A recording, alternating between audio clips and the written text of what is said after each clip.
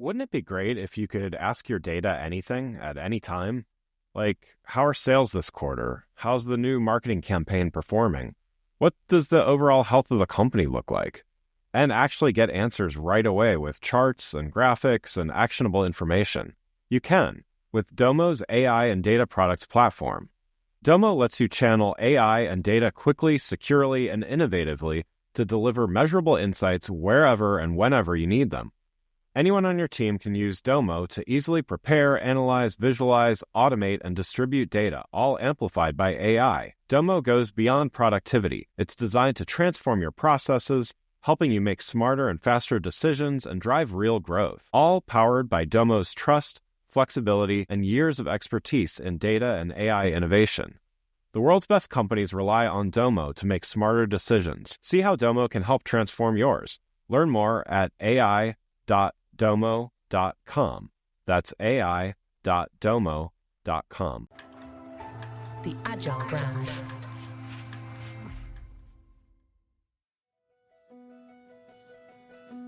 Welcome to Season 6 of the Agile Brand, where we discuss marketing technology and customer experience trends, insights, and ideas with enterprise and technology platform leaders. We focus on the people, processes, data, and platforms that make brands successful, scalable, customer-focused, and sustainable. This is what makes an Agile brand. I'm your host, Greg Kihlstrom, advising Fortune 1000 brands on MarTech, marketing operations, and CX, best-selling author and speaker. The Agile Brand Podcast is brought to you by TEKsystems, an industry leader in full-stack technology services, talent services, and real-world application. For more information, go to teksystems.com. Before we get started, I wanted to let you know that my latest book, Priority is Action: 7 Principles for Better Strategies, Decisions, and Outcomes, is now available. In it, I give ideas and insights for leaders and teams that need to make meaningful progress on their priorities. After all, our priorities are what we do, not what we say we'd like to do. You can find Priority is Action on Amazon or learn more on my website, gregkihlstrom.com. Now let's get on to the show. We are here at eTail Palm Springs in Palm Springs, California, and talking about all things retail, e-commerce, AI, and more. Today's customer seeks variety and begins looking for products across a wide swath of marketplaces. For this reason, understanding each marketplace and how you might get involved with each or position yourself across several is paramount.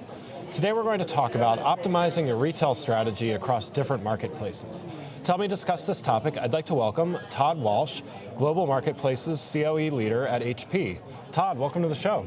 Hey Greg, great to be here. Thanks for having me. Yeah, looking forward to talking about this with you. Why don't we get started with you giving a little background on yourself and your role at HP?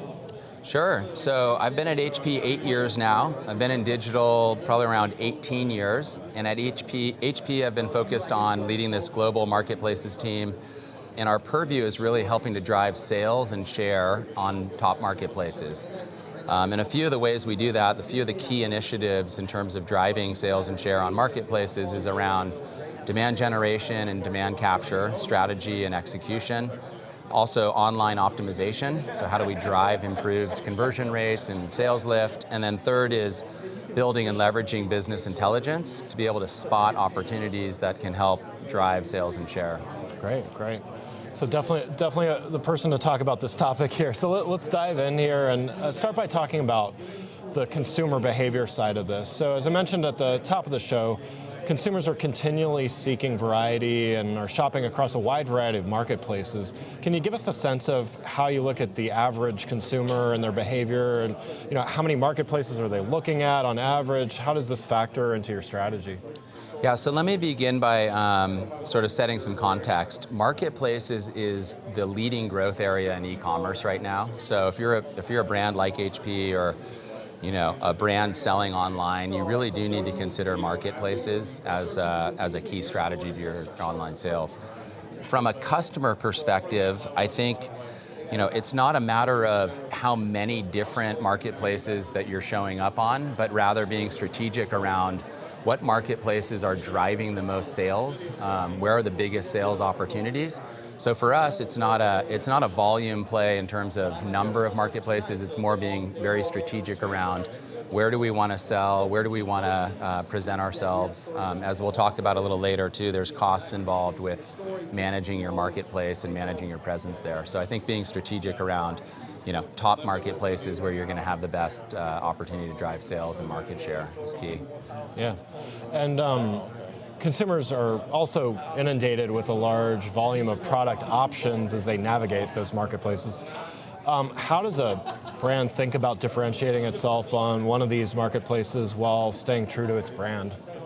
So that's a great point about marketplaces. So the marketplaces is still what I'd consider sort of the Wild West of e-commerce, right? So as you alluded to, there's a deluge of products that if I'm online and I'm searching up Amazon, I'm looking for an HP product, for example, I'm going to be presented with myriad different options, different products, different sellers, et cetera.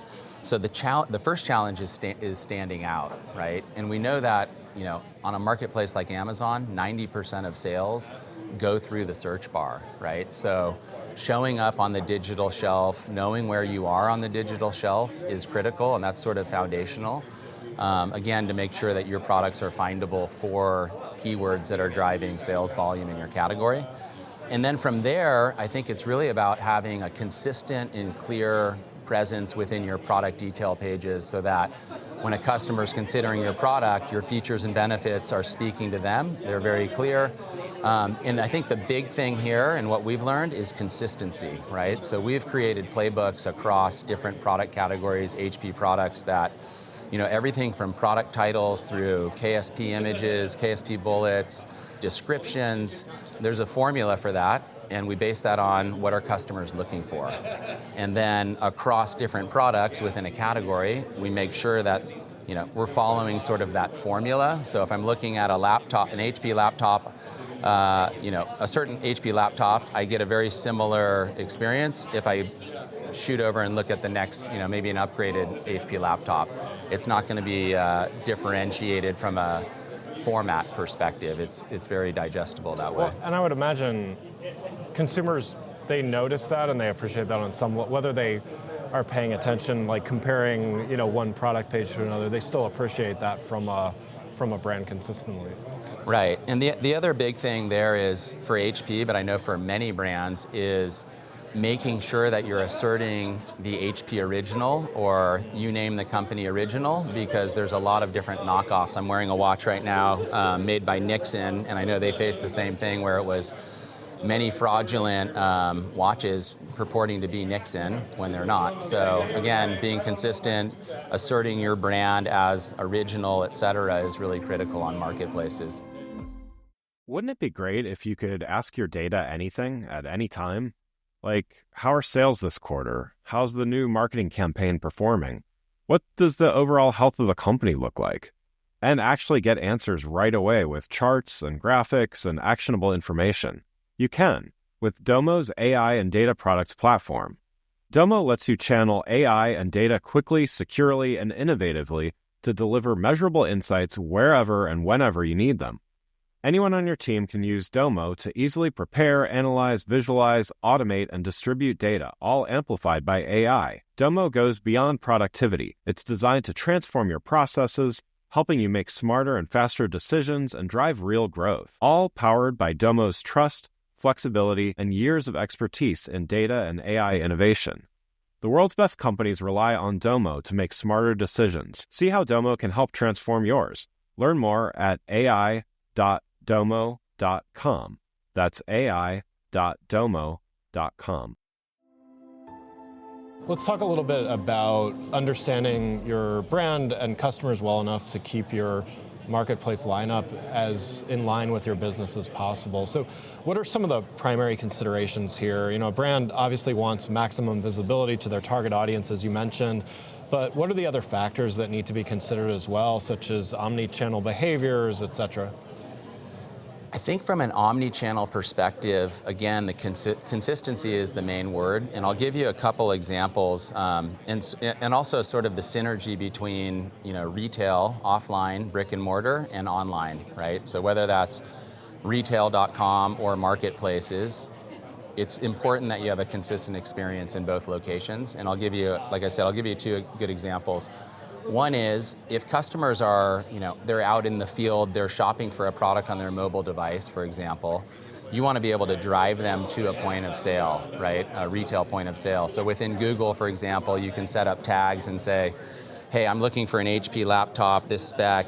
Oh, there's a Staples, there's a Best Buy, there's an Office Depot within 2 miles of my search, et cetera. So being able to like drive customers to the point of sale. The flip side of that coin is we know customers are leveraging online when they're in the aisle at brick and mortar, right? And a good example of that is I was at Costco about a year ago.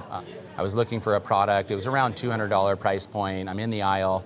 I'm kind of on the fence. I know Costco has the best prices generally, and I know they have a great return policy, as everyone knows. But I brought up my Amazon app to say, hey, how does this product rate on Amazon? Because all of the customer reviews, the vast majority of the volume of reviews is on Amazon. So there's a great example of, hey, I'm selling in a retail environment, but I know customers are cross-referencing the experience online, so I need to make sure my products are set up online appropriately to the extent that I can influence customer ratings, right, and have a 4.2, 4.3 star rating and above. That's going to impact the conversion rate in the retail outlet. Is there, you kind of touched on this a little, but is there such a thing as saturation, being on too many marketplaces, or are the considerations different as far as, how many you choose to be involved with?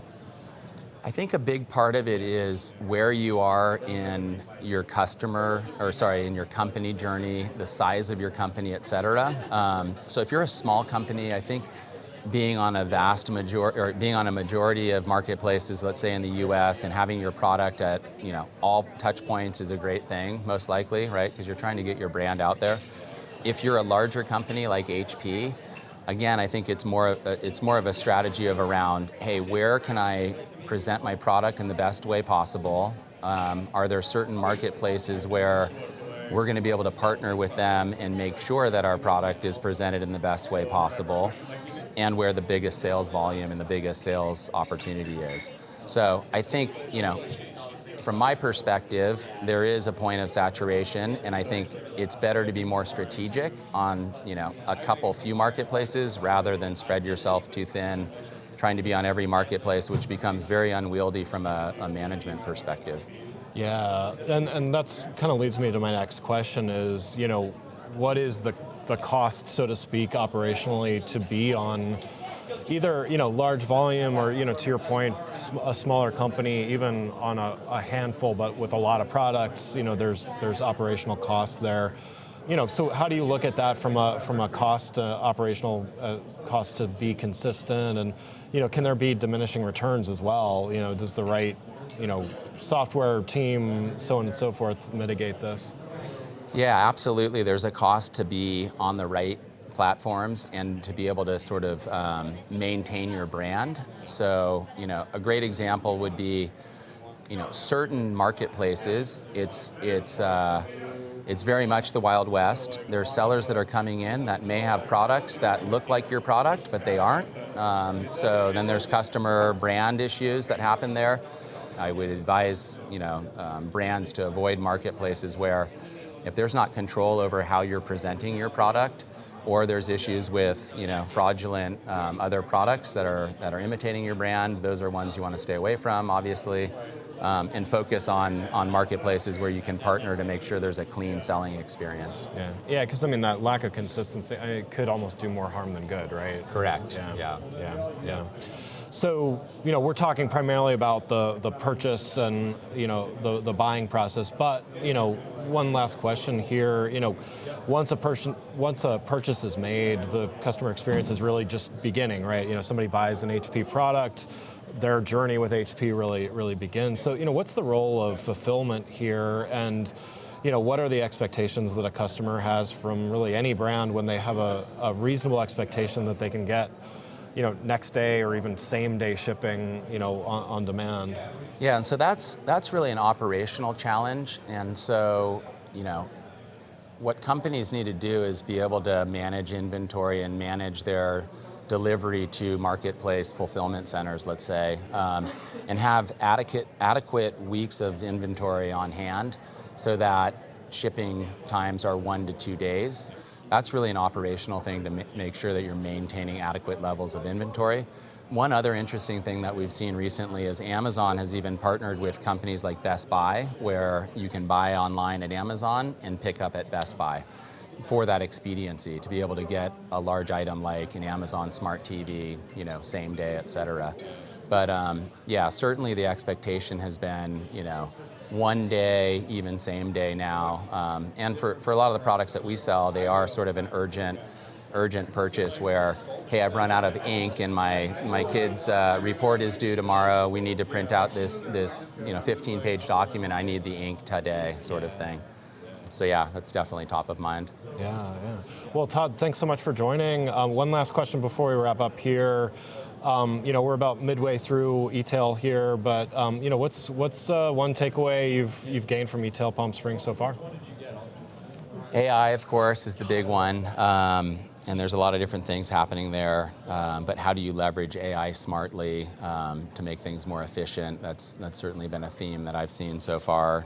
And then in general, I think the synergy between retail and online, the synergy between retail and marketplaces, I think is another big one. And then third is probably being able to measure sort of long-term customer value from advertising efforts and things like that. So how do you measure lifetime value of a customer when you're doing heavy advertising efforts? Yeah, great stuff. Well, again, I'd like to thank Todd Walsh, Global Marketplaces COE Leader at HP, for joining the show. You can learn more about Todd and HP by following the links in the show notes. Thanks again for listening to The Agile Brand, brought to you by Tech Systems. If you enjoyed the show, please take a minute to subscribe and leave us a rating so that others can find the show more easily. You can access more episodes of the show at www.gregkillstrom.com. That's GregKihlstrom.com. While you're there, check out my series of best-selling Agile Brand guides covering a wide variety of marketing technology topics, or you can search for Greg Kihlstrom on Amazon. The Agile Brand is produced by Missing Link, a Latina-owned, strategy-driven, creatively fueled production co-op. From ideation to creation, they craft human connections through intelligent, engaging, and informative content. Until next time, stay agile. The Agile Brand.